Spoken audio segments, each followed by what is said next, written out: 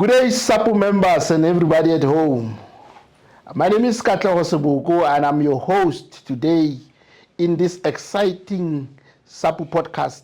I've got a very interesting guest today, a guest with a very huge academic background, a guest who's going to surprise a lot of us. I've got my guest, the honorable one, Dr. Lindokuhle Ngcobo. Dr. Lindokuhle Ngcobo. Yes. How are you? I'm fine. How are you?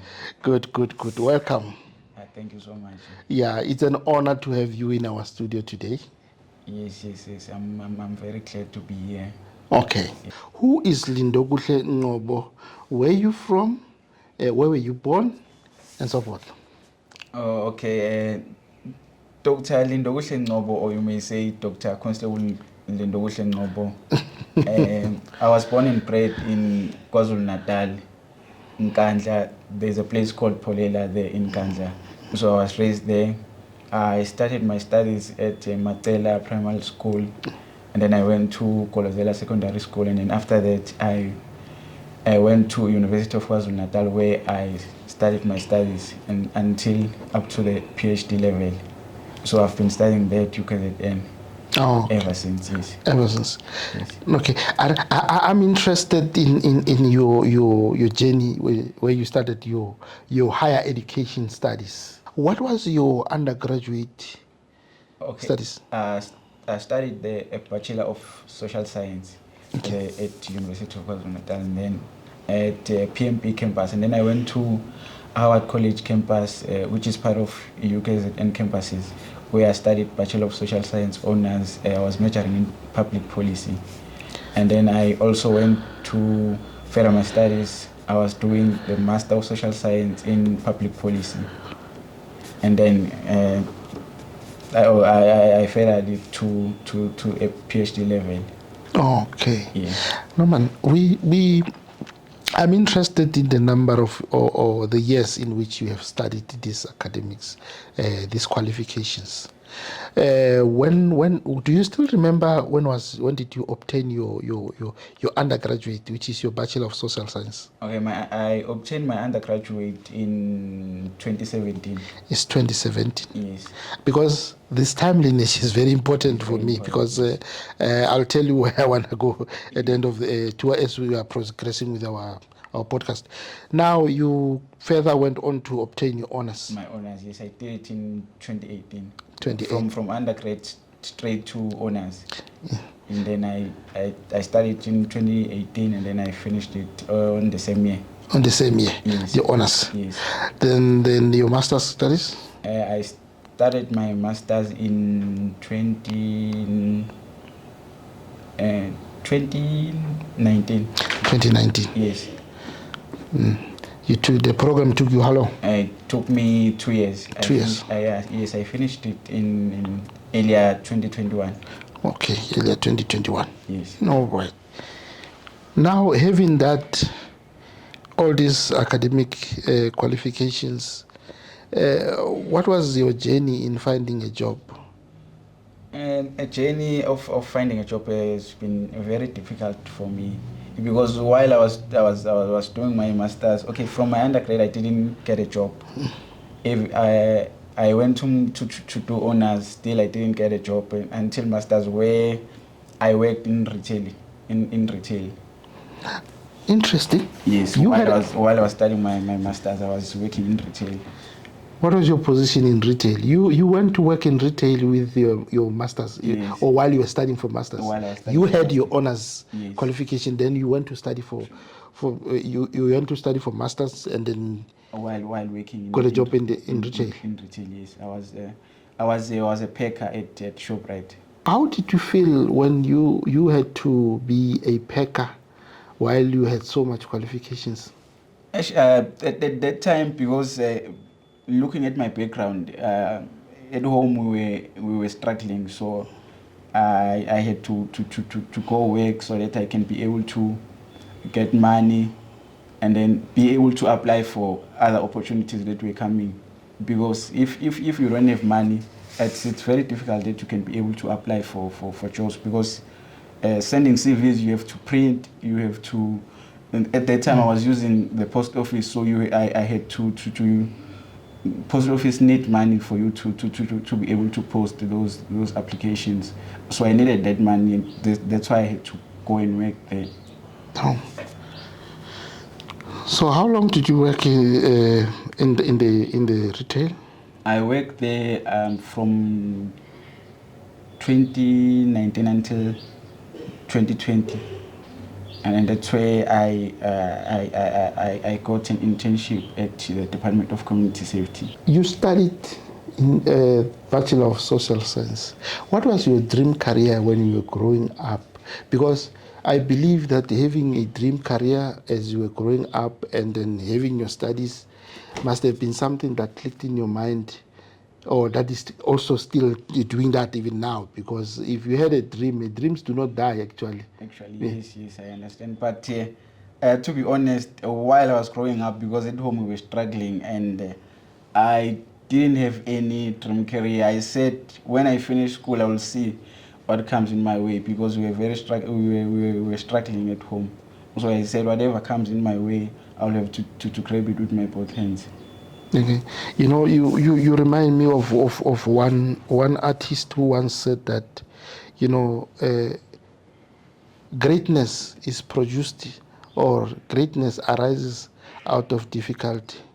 And your story is exactly that. Yes. I mean, we are now in the year 2021, in our conversation where you had just obtained masters. And after obtaining masters, you were already, you said you had already found an internship. Yes.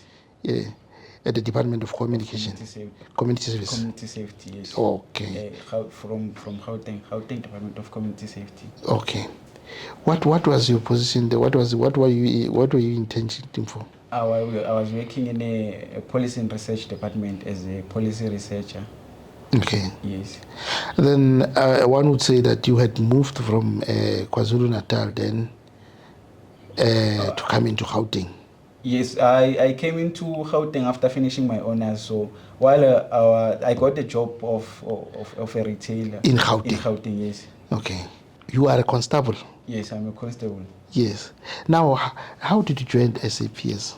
Okay, while I was still working there in Department of Community Safety, and in I applied for SAPS before I got an internship while I was still working at ShopRite. Yes. So and then I did all the process, and then COVID-19 came. Okay. And they had to halt the process of employing the new constables at that time until 2022, where the pandemic was a little bit lower, and then they had to proceed with the recruitment. So I applied in 2019. Oh. Yeah, for SAPS. Wow. And then we did all the process until earlier 2020, where there was a lockdown, and then they had to stop the process until 2022, where they proceeded with the recruitment. With the recruitment. Yes. And your story is very interesting. You know, even your name suggests that it's Lindokuhle. Lindokuhle means that you are waiting for great things. Yeah, for great so things. It means that you had to wait. I had to wait at that time. And you are a very patient man. Yeah, I had to be patient, because as a person you have to be patient, because if you are not patient, good opportunities will pass because you are not patient. Yeah, because your story will be an inspiration to a lot of young people who are coming into SAPS, because the most highly rated grievance in SAPS or in the policing is the issue of promotion, because people are complaining that you are not being promoted. We join SAPS and we have to wait for 10 to 12 years for us to go into another rank. So I think you seem to have broken that barrier as well, because at this level, and then you are a constable, it's very surprising, man. Yeah, it must be very surprising, because I think not so many constables have PhDs. Not even PhD, so we're talking on degree level. Yes, you might say that, but I think in recent years the organization has been recruiting the graduate. Yeah, Yes. yeah. No, I agree on that because I sitting here, I happen to have been in an engagement as a negotiator with SAPS, Yes. whereby we went and tabled our motion to SAPS because we had complaints from graduates who were studying policing. We're saying we are studying policing from various academic institutions, but from here on, we are never being employed by SAPS. Please assist us. As a union, we went to the employer, and then thereafter, the employer started getting a large number of, out of each and every batch of graduate or of recruits, there should be a certain percentage of graduates, and their training streamline is a bit different from the ones who do not even have degrees or graduate at all. Yes. And you are right when you are saying that it is only now that it is now coming, but now it is like that, but they still complaining about recruitment, the promotion. Yeah. Yes. I think it's a problem in the organization, the issue of promotion. But as a new member, I cannot comment so much about that because I've never experienced that. I'm still new in the organization. And you are likely to change things. I hope so. I might never know. Yeah. Maybe I might be also one of those who will be complaining maybe in the near future. I don't know. I doubt you will complain. I think there will be changes because with the new generation of you coming in. Now in 2022, you joined SAPS. Yes. Where did you go for training? I went to Tresai. Kimberley. Yeah, Kimberley. Because I think at that time they recruited in a number of new graduates. Yes, of new recruits at that time. So they had to compromise in order to find other colleges. So there we were training in a military camp. Okay. Yes. Because I remember we attended the open day. Yes. Then it is possible that I might have recruited you. Yeah, it's highly possible because I was there. I remember the SAPU truck. The SAPU truck there in Kimberley. Okay. Yes. All right. So now, then you decided that after you have been through SAPS training, you want to pursue your PhD. Yes. When did you start with your PhD studies? I started in 2022. 2022 Yeah. instead. So while I was there in college, I was busy juggling around with my intense training. On the other side, I was doing my studies. Wait a minute. You started your PhD while you were at the police basic training. Yes. You registered on that year of 2022. Yes. As a PhD candidate at the UKZN. Yes. How did you manage to juggle that? Actually, it was very difficult, but if let me say, if you want something, you always make means in order for you to succeed. Also, it was very difficult at that time. I had to compromise a lot of things. And then you just recently passed out, you are a constable, and then you have to adapt to the shift, you have to adapt to new colleagues. How did you manage that? Yeah, it's maybe as we go on with our conversation, I would always bring my background, and my background has been the one who have been driving me all the way. So looking at home back, I always thought that education will be the one that will free me from the struggle that we're facing. So I had to continue. Even if at that time where I received my first salary in the organization, but I had to continue with my studies because I knew that being at that level,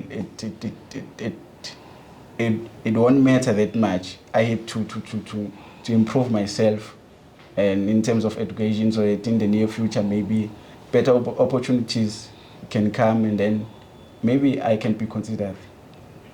Yes. No, I think, having been working with the police station, in the police stations, I know there are a lot of challenges you know. Yes. There are a lot of challenges. Members raise grievances, and then the members saying sometimes their leaves are being declined. Didn't you have a problem with that? I also had those issues, and I even got to a point where I was thinking of just leaving my studies and just focus on working. But in my mind, I had to finish what I started, so I had to continue with my studies until the end. Because for sure, in every workplace there are challenges, not only in SAPS. Yeah, so as a person, you have to face those challenges and try by all means to succeed, and not allow those challenges to change you. You know, sometimes we might not necessarily formally declare that you are my mentor, but at least there must be somebody that you look up to. You say, that man or that woman is the one who constantly puts me on my toes. Yeah. Of course, I had that person, my supervisor, Dr. Ngcobo, and that woman has been my pillar of strength all the way. When I was doing my master's, she was my supervisor, and then when I started my PhD, I also took her as my supervisor. She has been there for me all the way. She has been encouraging me to continue with my studies. Okay. Yes, so she's the one who has been motivating me all the way. Okay. What was your feeling when you finally, because there's a time where, you see that now here I'm nearing the end. I'm nearing the end, and then I'm about to make all my submissions and say I'm done. What was your feeling then? Yeah, the feeling was very great because, I knew that, at last I finished. But after that, there were other challenges because I submitted my final dissertation in last year, October. And then there were challenges in finding examiners. I was supposed to graduate in May, but they could not grade my dissertation because they could not. I don't know what happened, but they had challenges too in finding examiners until June this year, where they finished grading my dissertation. Okay.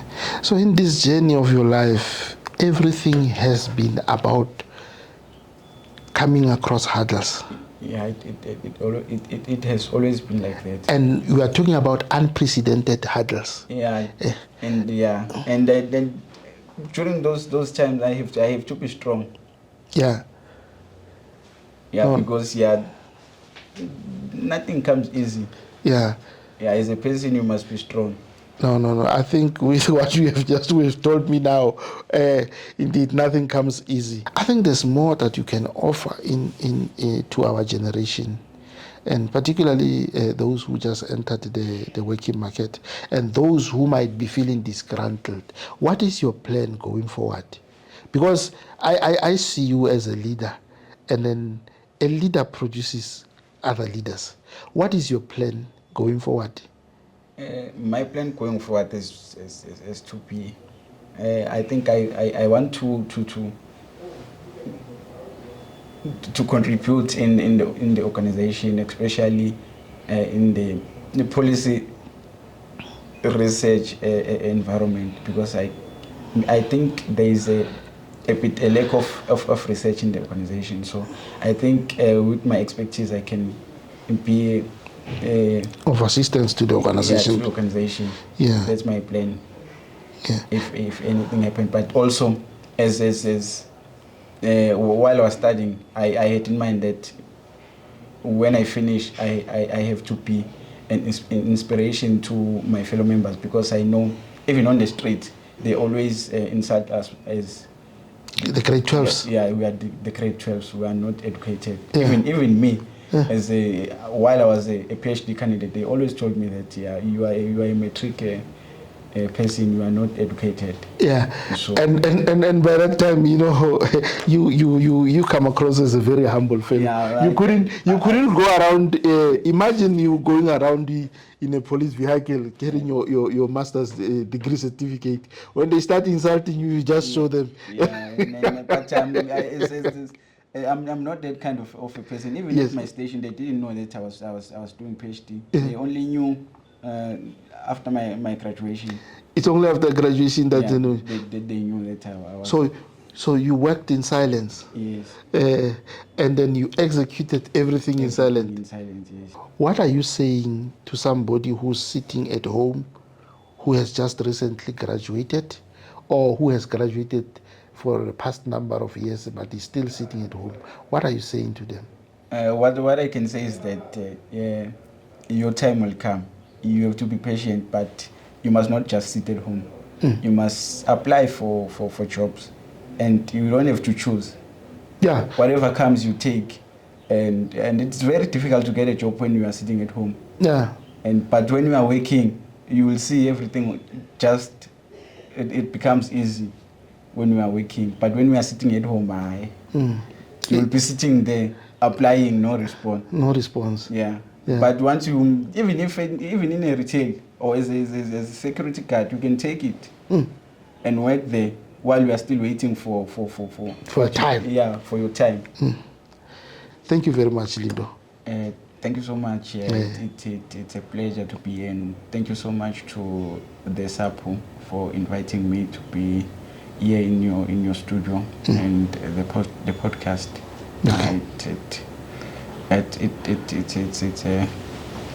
I'm very happy. I'm even lost of words. Yeah. I'm speechless. You're speechless. Yeah. Thank you so much. Thank you very much. You know, you are so humble. The way you are so humble, one is also free to even call you by your name, Lindo, because you are a very humble man. Thank you very much, Dr. Ngcobo. Thank you so much. Thank you so much. Thank you so much. Dr. Ngcobo. Yes. Okay, thank you.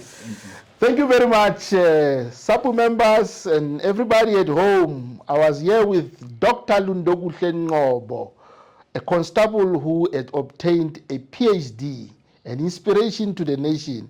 From myself, Katlego Seboku, see you in the next episode. Let's continue to make education fashionable. Thank you very much. Viva SAPU, viva. Viva SAPU, viva. Viva Dr. Lindokuhle, viva. Viva Doctor, viva. Thank you.